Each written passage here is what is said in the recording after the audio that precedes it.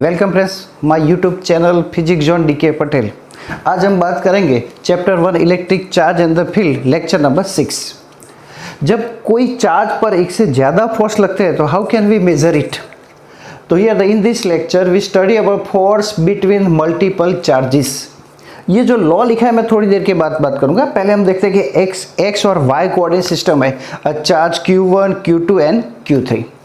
R1, R2 and the R3 are the position vector with respect to origin O. As shown in the figure, consider the system of three charges Q1, Q2 and the Q3. Their position vector R1, R2 and R3 respectively with respect means origin.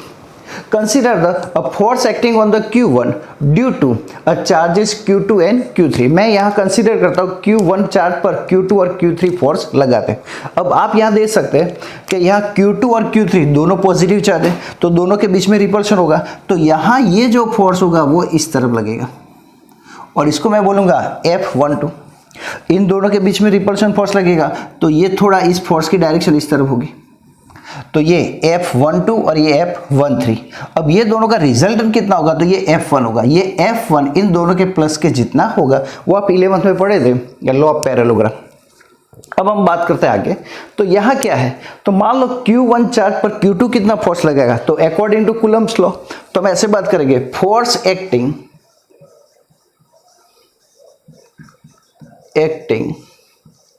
On Q1 charge by Q2, मतलब Q2 की वजह से Q1 पर कितना charge लगेगा, तो according to Coulomb's law F12 जिसके पर लगता है वो पहला हम लिखते हैं 1/4 pi epsilon not Q1 Q2 R square distance पर दोनों के बीच का डिस्टेंस तो R12 एंड यूनिट वेक्टर वो डायरेक्शन बता रहा है तो वो R12। Similarly force act on acting on Q1 by Q3 तो कितना लगेगा, तो F13 हम लिखेंगे तो 1/4 पाई एप्सिलॉन नॉट। यहाँ देखो चार्ज Q1 और Q3 है, तो हम यहाँ लिखेंगे Q1 Q3 डिस्टेंस तो आएगा R13 square unit vector R13 equation 2 कह देता और इसको इक्वेशन 1 कहते हैं। तो दोनों अगर इससे ज़्यादा भी चार्ज हो तो हम यहाँ Q3, Q4, Q5 ऐसे चार्ज लेके आगे जाते हैं। अगर n होगा तो ये फोर्स आगे चलते जाते हैं। तो यहाँ दो कूलम लॉ से हमने दोनों फोर्स मतलब इस चार्ज पर ये Q1 और Q2 कितना फोर्स लगा रहा है वो हमने लिखे। अब हम बात करते हैं फोर्स बिटवीन मल्टीपल चार्जेस। तो मल्टीपल चार्जेस क्या है, force on any charge due to number of other charge is equal to vector sum of the all the forces. मतलब इसके पर जो टोटल फोर्स लगेगा रिजल्टेंट वो क्या होगा, तो ये जो दोनों फोर्स लगे, एक लगा ये F12 और ये F13, दोनों का वेक्टर सम हम करेंगे। तो वो कैसे करेंगे, तो देखो कंटिन्यूस क्वेश्चन। तो यहां हमें इसका वेक्टर सम करना है, तो वो बात समझते हैं। बिल्कुल इजी क्वेश्चन है बच्चों, साथ में थोड़े नोट्स बना के देखो। फिजिक्स एक ऐसा सब्जेक्ट है, आप साथ में थोड़ा बहुत नोट बनाते रहो तो आपको इजी पड़ेगा। तो यह फ्रेंड्स मैं बात करूंगा अकॉर्डिंग टू दिस लॉ, तो इसके कारण क्या होगा, तो रिजल्टेंट फोर्स F1 कितना होगा, तो F12 प्लस F13। अब मैं दोनों की वैल्यू डाल देता हूँ। So 1/4 pi epsilon not Q1 Q2 upon R12 का स्क्वायर एन 12 यूनिट वेक्टर मतलब डायरेक्शन वो बता रहा है, plus 1/4 pi epsilon not Q1 Q3 upon R13 square R13 R caret. अब here you see a common 1/4 pi epsilon common and Q1 भी common है, तो यहाँ बचेगा Q2 अपॉन में आएगा R12 का square unit vector 12 plus Q3 upon R13 square R13। अब फ्रेंड्स मैं इसको सिग्मा के फॉर्म में भी लिख सकता हूँ। सो F1 तो हम लिख सकते हैं Q1 अपॉन 4πε0 समेशन। तो यहाँ देखो Q2 Q3 है, मतलब Q बदलता रहता है, तो मैं लिख देता हूँ इंटीजर I। यहाँ सब में I1 सेम है, R1, तो मतलब R1 लिखूंगा, पर 2 3 ऐसे होता है तो I लिखूंगा, और स्क्वायर यूनिट वेक्टर R, दोनों में 1 है तो 1 वही का वही रहेगा, यहाँ I लिख देता हूँ, एन R कैरेट, ये I है। अब ये I कहाँ से स्टार्ट होता है, तो 1 तो आ गया, तो I की वैल्यू देखो 2, फिर 3, यहाँ देखो 1 के बाद 2, तो मतलब I की वैल्यू स्टार्ट हो रही है 2 से और कहाँ तक, n इंटीजर।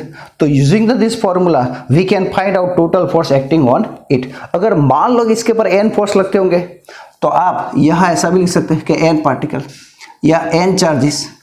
तो यहाँ टोटल फोर्स अगर 3 चार्जेस है तो 3 तक जाएंगे, 4 है तो 4, और n है तो n तक हम जाएंगे।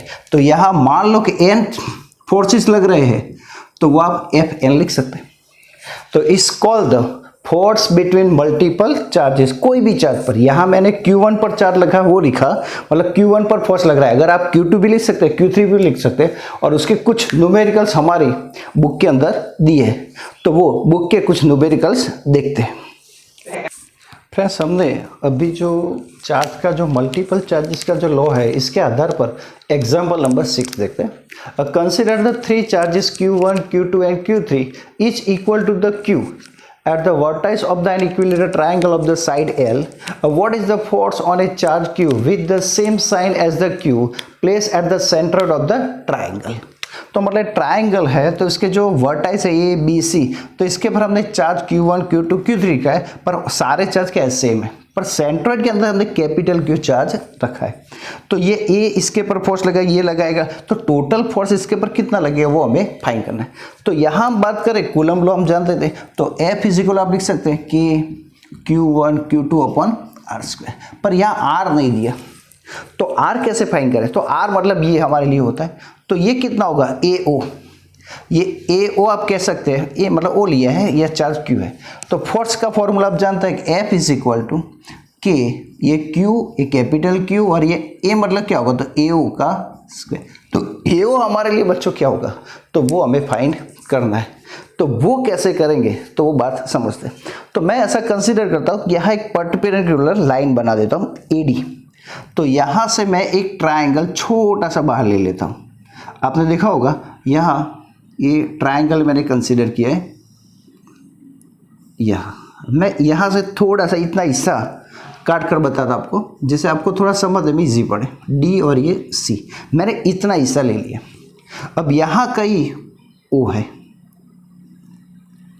अब आप जानते हैं कि कोई भी ट्राइंगल ऐसा होता है तो उसके अंदर जो वर्टाइस का हिस्सा होता है वो 2 होता है और ये 1 होता है, टोटल 3 होता है।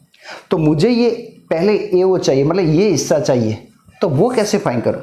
तो मैं ऐसा कंसीडर करता हूँ, मान लो यहाँ थीटा है, तो थीटा है तो आप जान सकते हैं ये ऑपोजिट साइड हो गई, ये 90 का एंगल होगा, ये हाइपोटेनस होगा और ये एडजेसेंट साइड हो गई। तो मैं कॉस थीटा लूँगा, तो मैं यह बात करूँगा कॉस थीटा की मैं बात करता हूँ। तो मैं कॉस थीटा से स्टार्ट कर देता हूँ। Cos theta is equal two adjacent upon hypotenuse. Cos यहाँ हम लेंगे 30, क्योंकि इक्विलेटरल ट्राइंगल है तो पूरा 60 होगा, तो ये 30 और ये 30 डिग्री होगा, तो ये 30 डिग्री है। तो कॉस 30 लेंगे, एडजेसेंट साइड मतलब मैं पूरी लूँगा AD, और यहाँ हाइपोटेनस मतलब हमें L दिया है, L दिया। सो यहाँ cos 30 मतलब √3/2 होता है, इज इक्वल टू AD, और क्या आएगा L।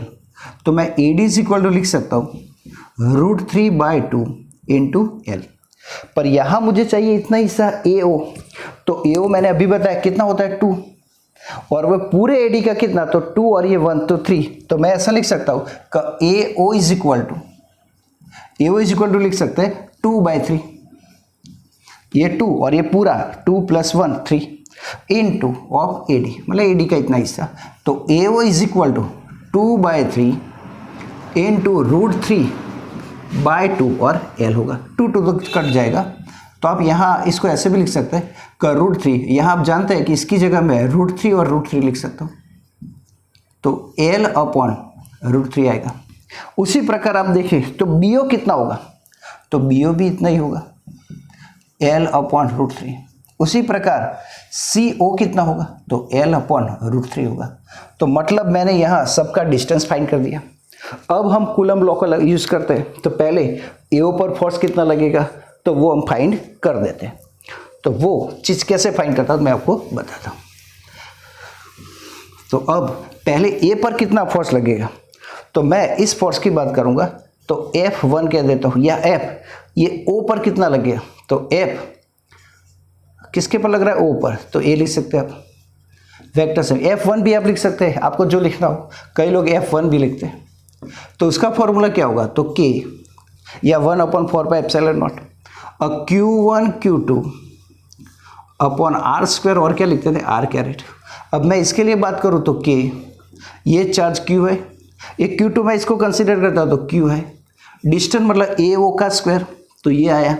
तो हमारे लिए कितना है, तो इसका स्क्वायर करेंगे तो L², और √3 का स्क्वायर करेंगे तो 3 हो जाएगा। 3 को मैं अपॉन में लिखता हूँ तो वो ऊपर चला जाएगा, और ये कितना होगा, तो AO क्या लिख देता हूँ, डायरेक्शन इसी तरफ, AO की डायरेक्शन इस तरफ होगी। तो मैं थोड़ा इसको थोड़ा सिंप्लीफाई कर देता हूँ। तो यहाँ आपका आंसर आएगा 3KQ upon L² and AO। ये डायरेक्शन बता रहा है A to O।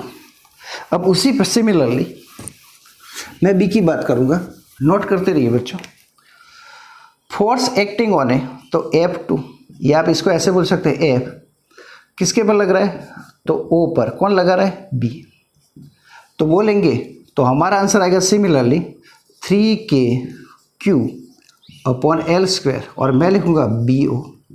सिमिलरली अब फोर्स OC मतलब C कितना लगाएगा O पर, तो 3KQQ अपॉन L² और क्या होगा, CO। तो रिजल्टेंट फोर्स कितना होगा, तो F O पर कितना लगेगा, तो total force F1 plus F2 plus F3। तो स्टूडेंट्स आप देख सकते हैं 3KQ अपॉन L²। इस सब में ये वैल्यू है, तो सब में से वैल्यू मैं कॉमन ले लेता हूँ, तो यहाँ बचेगा।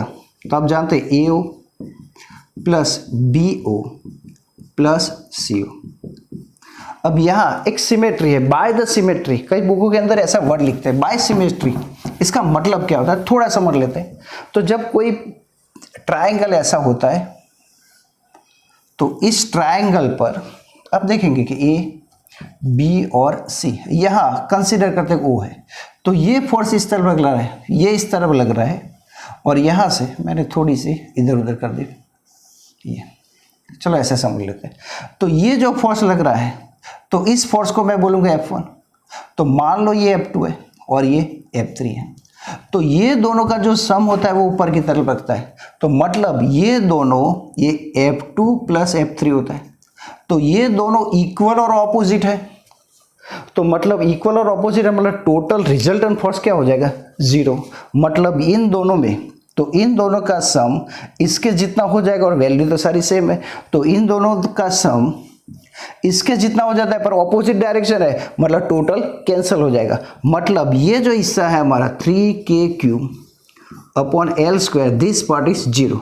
सो 0 multiply, so resultant force act on A O, या हम जो बोलेंगे जो सेंट्रोइड पर जो फोर्स लग रहा है वो टोटल फोर्स कितना होगा, 0। तो मतलब हमने ये मल्टीपल चार्जेस का यूज करके फाइंड किया कि ट्रायंगल के सेंटर में कितना फोर्स लगता है, 0। यहाँ आपको लिखना पड़ेगा बाय सिमेट्री। ओके, तो मतलब ये क्यों 0 हो गया, तो बाय सिमेट्री के कारण। आज के लिए बच्चे इतना ही। Thank you very much.